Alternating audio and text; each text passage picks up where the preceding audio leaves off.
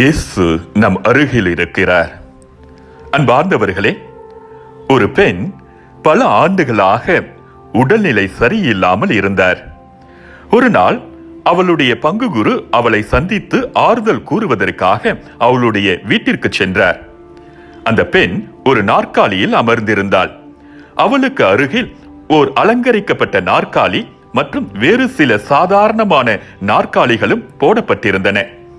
அதை கண்ட பங்கு குரு, ஒரு நாற்காலி மட்டும் ஏன் அலங்கரிக்கப்பட்டுள்ளது, மற்றவை அலங்கரிக்கப்படவில்லையே என்று அந்த பெண்ணிடம் கேட்டார். அந்த பெண்ணும், தந்தையே, நான் நோய்வாய்ப்பட்டதும் ஆரம்பத்தில் நோயை ஏற்றுக்கொள்வது கடினமாக இருந்தது. ஆனால் மெதுவாக என் அருகில் இயேசு இருப்பதை உணர்ந்தேன். இந்த நாற்காலி அவர் எனக்கு அருகில் அமர்ந்திருக்கிறார் என்பதை குறிக்கிறது. அவர் எனக்கு எதிரில் அமர்ந்திருக்க நான் அவருடன் தினமும் உரையாடி கொண்டிருக்கிறேன் என்று கூறினார். சில நாட்களுக்கு பிறகு நோய்வாய்ப்பட்ட அந்த பெண்ணின் மகள் பங்கு குருவை சந்தித்து தனது தாய் இறந்து விட்டதாக கூறி அவள் எப்படி இறந்தாள் என்பதை விவரித்தாள். என் தாய் அலங்கரிக்கப்பட்ட நாற்காலியில் தனது தலையை சாய்த்து இறந்தாள் என்று அவள் கூறினாள். சாவின் இருள் சூழ் பள்ளத்தாக்கில் நான் நடக்க நேர்ந்தாலும் நீர் என்னோடு இருப்பதால் எத்தீங்கிருக்கும் அஞ்சிடேன்.